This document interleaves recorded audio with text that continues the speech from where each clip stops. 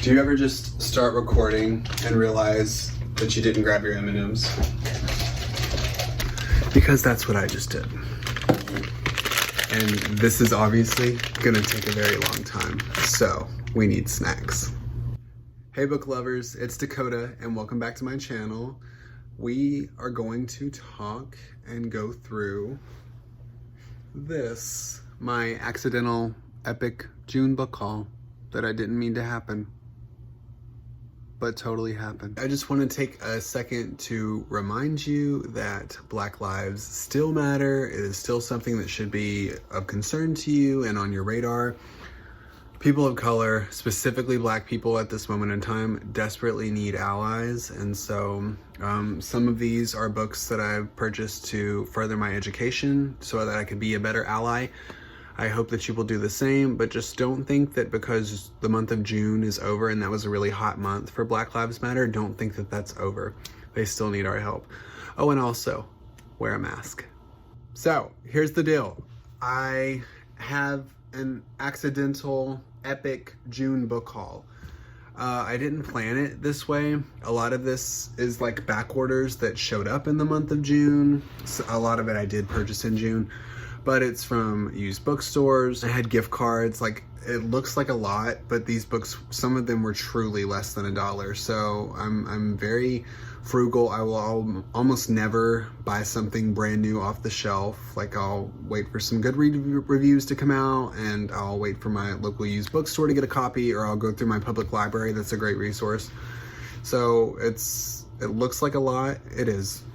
It's embarrassing. No, my goal with this is to keep this really, really short. Some of these books I really don't know much about. They piqued my interest in some way, or I wouldn't have picked them, or I heard good things, or they were recommended to me, but this is not gonna be some long-winded thing. We're gonna go through them and talk about them so that we can all get to reading, because that's what we love to do here. First up, in the month of June, we will just start over here. We have Cat on a Hot Tin Roof by Tennessee Williams. I actually talked about this in my June wrap-up. I've already read this. It is a play by one of the most famous playwrights, Tennessee Williams. I love this play. I picked it up because I'm a huge fan of the movie with Elizabeth Taylor and Paul Newman. Thought it would just be word for word. Like, the movie was inspired from the play, so I thought it would be the same thing. It was not. They're two totally different things. This was great. A lot of, not a lot, but some gay themes in this book, unexpected, that I didn't pick up on from the movie, so give this a read. Next, we have Long Way Down by Jason Reynolds. Don't need to say virtually anything about this. I picked this up because of what was going on with Black Lives Matter. I'm painfully late to the party. It was an incredible read, 5 stars. You should read it. The next book on my list is a play called The Humans by Stephen Karam. This won the Tony Award for Best Play in 2016. I had heard some things, seen some clips, bought it, gave it a read. Already read this. Also on my June wrap-up. Loved it. Give it a try. Next we have some poetry, and we have Take Me With You by Andrea Gibson. Honestly, I saw this at my local used bookstore. Saw that she had the same last name as I do, picked it up, turned out to be awesome.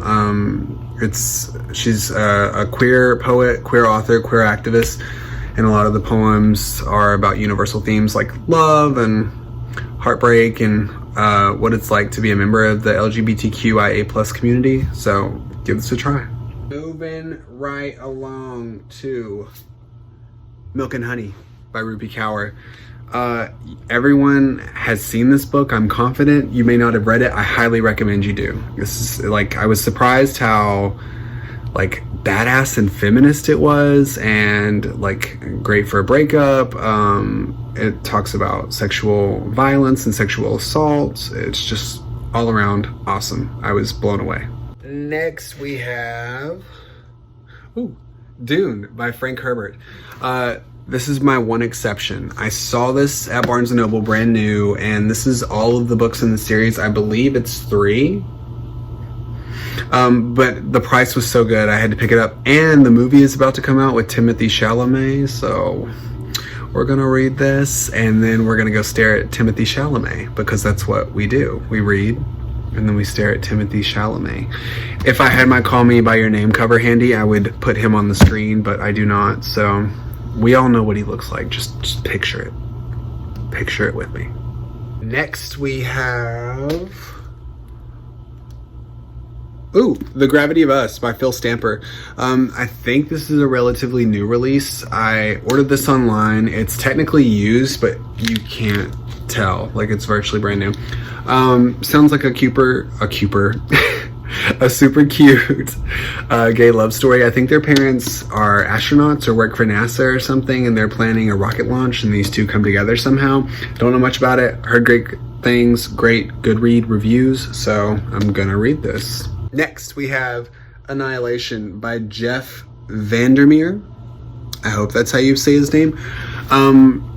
I watched the movie with Natalie Portman, and it was just absolutely incredible. It was such an original concept and so interesting, and drew parallels between cancer and this force, this being, this entity that had crash landed on Earth and kind of set up shop and was starting to spread and consume the planet and morph the things that were in it in the same invasive way that cancer does. But I wanted to read the source material. I wanted to read the book. And I kind of peeked on page 1, and already I noticed a huge contradiction between the book and the movie. So hopefully the book is better, which could only be great because the movie was awesome. So we'll see. But I'm super stoked to read this, and it's super short, so it's going to be a quick read. Up next, we have A Monster Calls by Patrick Ness. I have never seen the movie, but I feel like everyone has read this except for me, so I'm gonna hop on the bandwagon. It's super short. There's pictures involved. Like, say no more. I'm in. I'm gonna read this. This is definitely gonna be read in 2020. I've heard it's really sad though, so we'll see how that goes. Up next, we have You Know Me Well by Nina LaCour and David, I always struggle with his name, Leviathan? David Levithan. We'll go with that. This is about two characters, Mark and Kate, who sit next to each other in class for a whole year, and their paths never really cross until they do. And that's all I know. I got this audiobook from my library actually right now, so this is what's next to be read for me because it's gonna expire in like 9 days, so I really need to get on it. But it's super short, and I'm super excited to read it. I read the synopsis and it sounds really cool, so we'll see. As part of my Black Lives Matter personal education on the topic and, you know, goal and desire to be an ally to those in need right now, this is one of the books I picked up, Dear Martin by Nick Stone. I don't know anything about this, but it's got a ton of blurbs from authors that I love, like John Green, Jason Reynolds, Angie Thomas. And the back says, Justice is a good kid, an honor student, always there to help a friend, so why is he the one in handcuffs? So it sounds like some serious racial injustices are going to be tackled in this book, and I'm totally there for it. Always, always, always ready, willing, and able to read things from perspectives other than my own. It makes you well-rounded, but also in this time, people of color, specifically the Black community, they need their struggle to be heard, and you know, books are a great way to do that, so I can't wait to read this.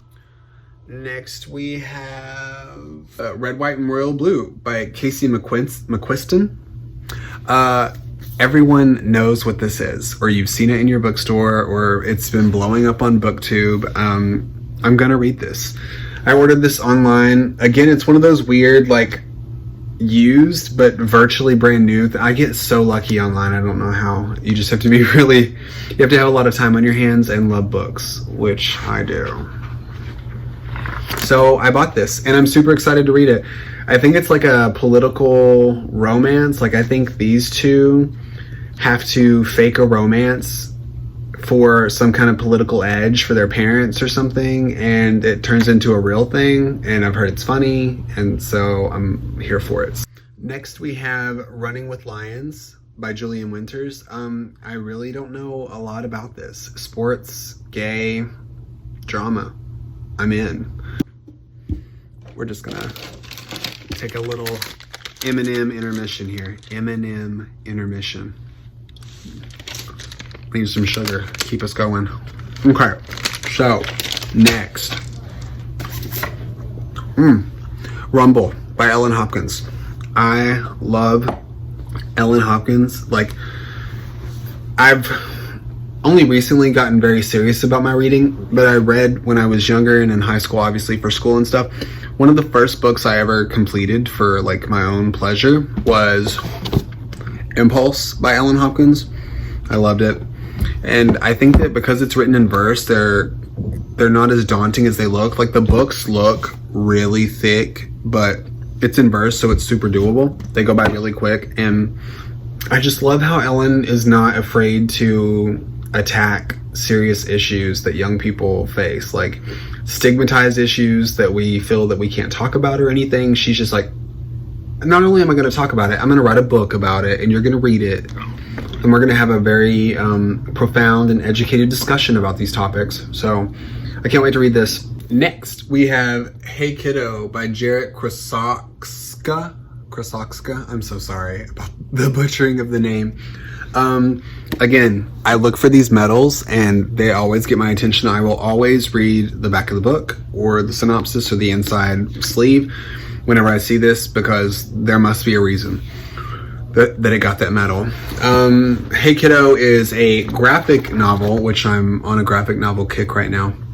And it is about this younger character dealing with his mother's addiction, which I'm super here for. It's a topic that's very near and dear to my heart. I actually just read earlier this year, I don't know where it is, Beautiful Boy, which is the story about Nick Sheff, also played by Timothée Chalamet for the Amazon movie. God, I love him. Love Timothy. Anyway, that was a book about a father's journey through his son's addiction, and then Nick has his own memoir of the events called Tweak. I'm super interested in it, and it's a good read. Oh, Will Grayson. So this is probably an older book, super older, but alas, I have not read it. This is a used copy. Like, you can see the little thing in the thing and thing in the thing. That's the technical term. The dent in the cover, and some of the pages were dog-eared. There's some writing in here and highlights and stuff, and that's okay. It just means someone loved it and passed it on. Hooray for book lovers. I don't know much about this. Gay musical, and then it's John Green and David Levithan. I'm gonna go with that. Oh, that was not supposed to happen. Ooh, okay. We All Looked Up by Tommy Wallach. I don't know much, but I think a meteor's heading to Earth. They have like 6 or 7 days, and it's about this group of kids just kind of, I guess, reflecting and preparing for end times and stuff. And I don't know anything about it. I specifically told my friend not to spoil it, but he said he loved it and he would highly recommend it. And I could have waited for him to just let me borrow his copy, but I'm super impulsive, and I found it for like, I think this was 94 cents on online. So I was just like, let's get it. The next book that I got is Tell the Wolves I'm Home by Carol Rivka Brunt. I remember watching a video from Margot on Team Epic Reads, and she talked about how this book just absolutely, she was talking about book hangovers. And she talked about how this book just left her crushed and devastated, and she cried and cried and cried. And I was like, I could go for that. That sounds great, you know, because logic. But the premise sounded really cool. I think it's set in the 80s, and it has to do with AIDS, which is, you know, super important topic. And, you know, everyone who's a member of the LGBTQIA plus community, especially in the month of June, should be broadening their horizons and kind of learning about those that have come before us and the struggles that we kind of take for granted now in 2020, that in the 80s were literally life or death. So I'm super excited to read this. Don't know what to expect. I worry that this video is just going to be so long and this intermission really doesn't help. So I'm just going to move on to the next book. Ooh, Song of Achilles by Madeline Miller. Everyone has seen this book. I'm super late to the party. Haven't read it yet, but Greek mythology, gay love story, semi-historical and educational, I'm in. I'm waiting on the library audiobook hold from my library to lift on this and be sent my way, and then I'm gonna read this. Ooh, which segues. No. Are you okay? Are we gonna make it out of this? Oh God. I'm totally a professional YouTuber. It's my second video. One day we're gonna laugh about this. Anyway, also by Madeline Miller is Circe. This was a gift. Not really a gift, it's on loan from the bank of ... I don't think it's a sequel. I think it's a separate story, but along the same lines. It's historical fiction about Circe, and I don't know much about it, but I've heard great things, and apparently Madeline Miller can tell a damn story, so we're gonna read these and we're gonna love them. I placed a hold on both of those audiobooks at the same time so that I can just binge them at the same time. And luckily they're gonna be here in like 6 or 7 weeks, so I've got some time on these, but super excited. Next, for the month of June and Pride Month and all of those wonderful things, we have Like a Love Story by Abdi Nazemian. Stonewall Medal, instant read for me, all about it. This is another one that centers around the AIDS epidemic in the late 1980s. I think it focuses on 3 teenagers and how they're kind of dealing in 1980s New York with the rise of AIDS and their different ways of getting involved and trying to get educated. And I think there might be a love triangle going on or some kind of misplaced romance. I don't know much about this, and again, I'm a sucker for a medal on a cover, so I'm gonna read this and I'm gonna love it. We're slowly getting there. Remember when it was up here? Now it's down here. We're almost there. All Our Wrong Todays by Elan Mastai. I'm so sorry. I don't know how to pronounce that name. I could have done some research. I'm a bad booktuber. I'm sorry. Fun fact. When pages are like super textiled like this and not cut evenly and you can like fill them in between your fingers, I'm a freak for that. I think it's so cool. It gives it like an old school vibe, like back in the day. Like, you know, you just associate old books were like cut that way, but this was definitely not printed more than 5 years ago. Anyway, this is another one from Margot from Epic Reads. She recommended this and she said it was technically adult sci-fi, but I found it online dirt cheap. This is still like a used copy and it's in pristine condition. Like online is the way to go. I don't know much about this though. From what I gather, it has to do with time travel, and a character, the main character, tries to go back in time and fix a certain day or something and has to keep repeating it, and I've heard it's like funny, so we'll see. I don't know much about it. This is one of the ones that I couldn't find used, so I had to cave and buy it new, but for a good reason. Dig by A.S. King. And we are with the medals. I'm a sucker for a medal. Apparently this deals with white privilege, which is super relevant right now, and it's something that I reap the benefits of and need to check myself on. So we're gonna read this and we're gonna talk about our white privilege and what we can do to level the playing field, as it were. So I'm super excited to read this. Don't know anything about it, but the review on Goodreads, again. The next thing that I got for Pride Month, look at this pretty cover. This would definitely go on my prettiest covers if I were doing the mid-year book freakout tag, which I'm not. But it is Stonewall by Anne Bosson. And this is basically like a history lesson. Real life accounts of the Stonewall history, and it's got photos and, you know, firsthand testimonials of what happened then. And like, I know about Stonewall, but I don't know everything, and I feel like as a member of the LGBTQIA plus community, it's important to know your history and where you came from and those that paved the way for you, so that you can learn from them and continue to pave the way for future generations. So I'm absolutely going to read this, even though June technically is going to end before I get to this your education should not be limited to 1 month. Just like Black History is no longer just February. Pride is no longer a June thing only. It can be year round. So let's just keep learning. That's all that matters. Ooh, next we have Dear Evan Hansen. Book by Stephen Levinson. Music and lyrics by Benji Pasek and Justin Paul. Any of my musical theater nerds out there, what up? I feel like you all know what this is, and I am waiting desperately to go see this when the tour finally comes somewhere near me. I think it's coming to Atlanta soon. I don't know, but with COVID, it's not. So, anyway, I digress.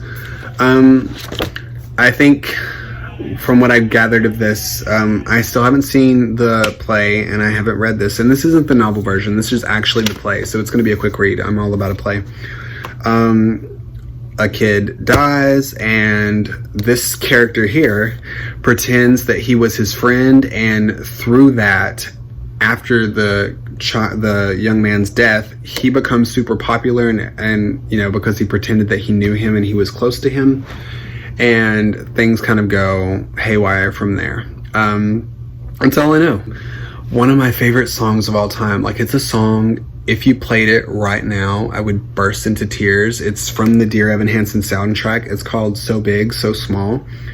And I think it's from the mother of the kid that died, but I'm not sure. Don't quote me on that.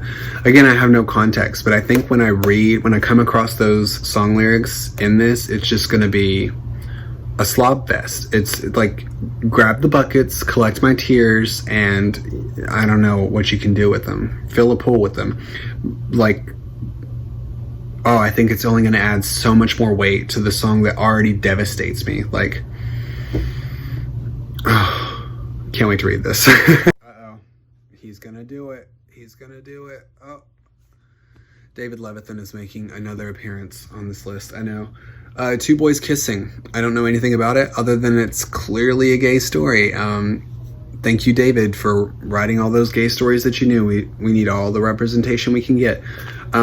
This is short. I'm going to read it. I don't know anything about it, but I'll let you know when I do. It's one of those things where when I first bought it, I was like, man, I could never read that out in public. It's going to have to be something that I read in the privacy of my own home. And then I thought, no, absolutely not. Like, that defeats the purpose, and it's nothing to be ashamed of. This is love, just like any other definition of love is love. And I just had to like get myself in check. It was almost like when people read the smutty, like when people get shamed for reading 50 Shades of Grey in public. And I'm just like, no, it's all valid and it's all welcome. Have a seat. I'm going to read this. And if you have a question about it, we can have a dialogue. If you don't, you can stare at the cover and look at these two boys kissing. I digress. Look, we're getting so close though. Ooh, let's do this one. Bloom. I was luckily able to find a used copy of this.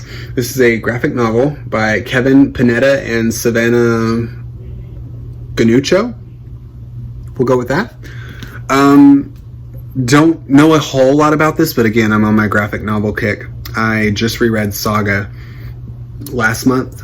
Bloom is about a young man who works in his family's bakery. He really doesn't like it and he wants to do his own thing. And then this guy gets a job there and kind of shows him a new love for bakery and kind of teaches him his skills and stuff. And I think a romance ensues. And it's all done in shades of blue. Like, all of the artwork is different shades of blue.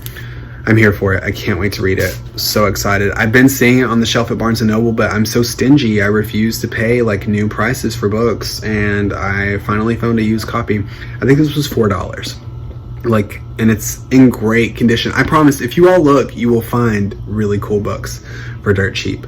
But just because I got it cheap does not in any way devalue the great story that it was. I think someone just had it and wanted to get rid of it. So there lost my game. Next, let's see. Ooh, Radio Silence by Alice Oseman. So here's the deal with this. I have the audiobook for it from my library right now. It's on the same kind of level as You Know Me Well. that I showed earlier. I've got them both for like 9 or 10 more days, so I plan to read this in the next week for sure. Kat from Paperback Dreams, like, this is her #1 book. She talks about it and cries about it like all the time, and I think it's really sweet. But I don't know what it's about. Next, we have Mosquito Land by David Arnold. Don't know what it's about. I assume it's a road trip. This girl is gonna find herself on some journey. Can't wait to read it. I really love the cover. That's why I picked it up. And I read the synopsis and I was like, cool.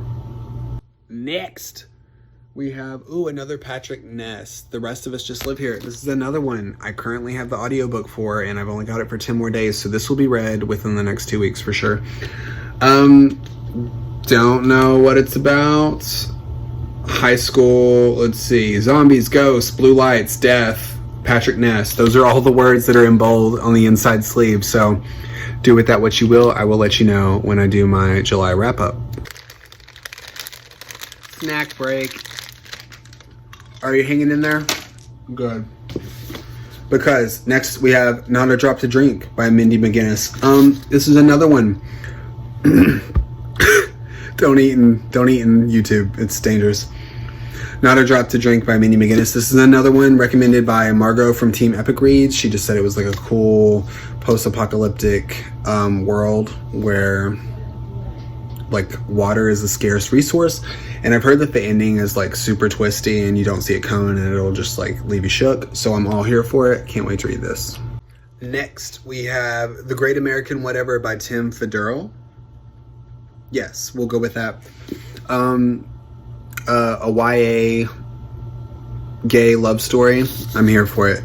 The main character, Quinn, makes movies with his sister, and he comes out of gay hibernation and goes to a college party, falls in love with the boy, and romance ensues. That's all I got. I read the inside sleeve and I was like, snag. Got this from my local used bookstore. I took the sticker off, but I think it was like $2 or $3.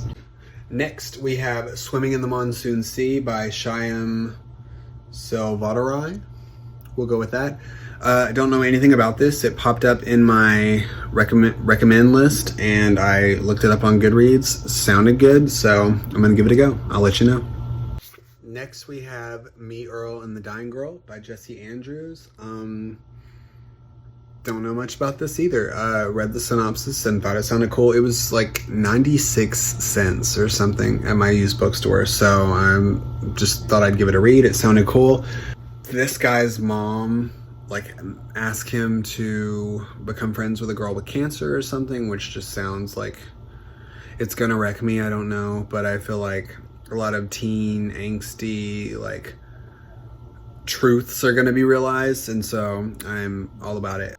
Next, we have We Are Lost and Found by Helene Dunbar. Don't know much about this except New York City, late 1980s, the threat of AIDS looming over some of these characters' heads. I've seen this on the shelf for a long time, and honestly, it has been so hard to find a copy, and then I finally found one. I snagged it, and I'm gonna read this. Don't you worry about a thing. Ooh, okay. Pulitzer Prize-winning play Wit by Margaret Edson. I also think this has to do with cancer. I was cruising through the play and drama section of my local used bookstore, came across this, and it's super short, and poems and plays have been like my go-to this month, so I picked this up. Gonna read it at some point. Again, sucker for a medal on a book. Next, we have Cameron and the Girls by Edward Everett.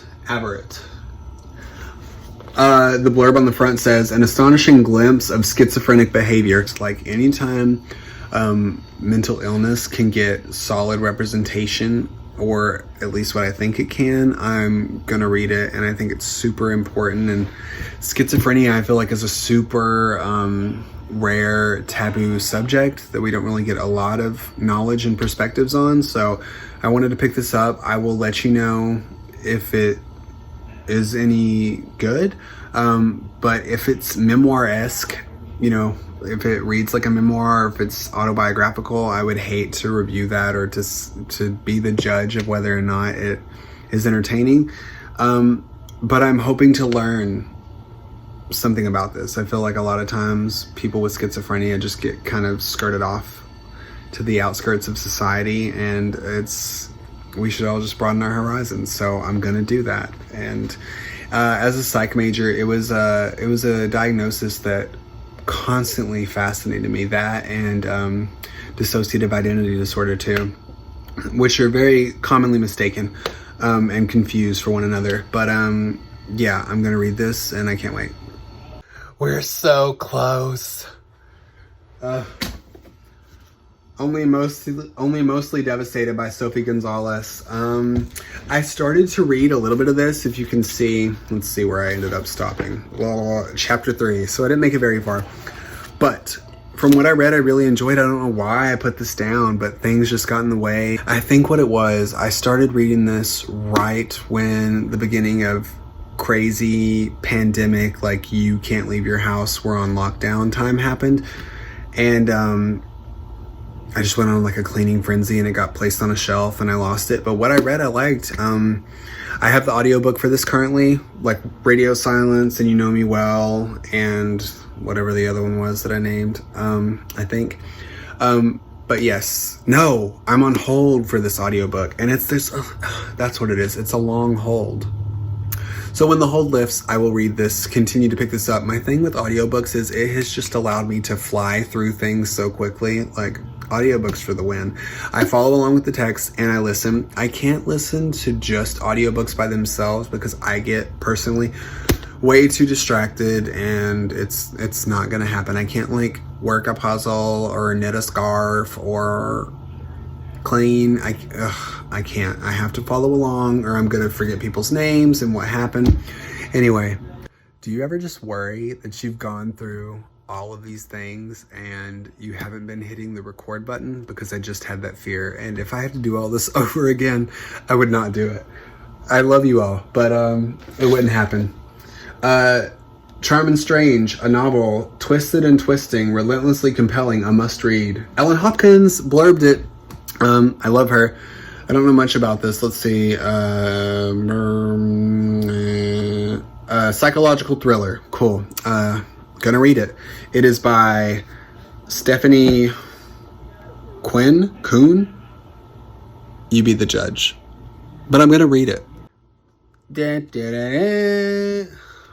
Hold Me Closer by David Levithan. Another one on this list. I actually am only now realizing how many books have his name on it that I've purchased in this month and just own in general.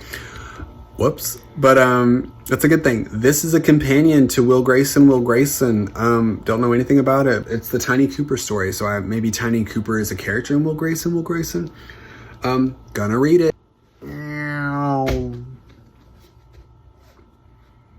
Find Me by Andre Aciman. In case you don't know, this author here, Andre Aciman, wrote a tiny book called, I don't know, Call Me By Your Name with Timothy Chalamet. And this is the sequel to that.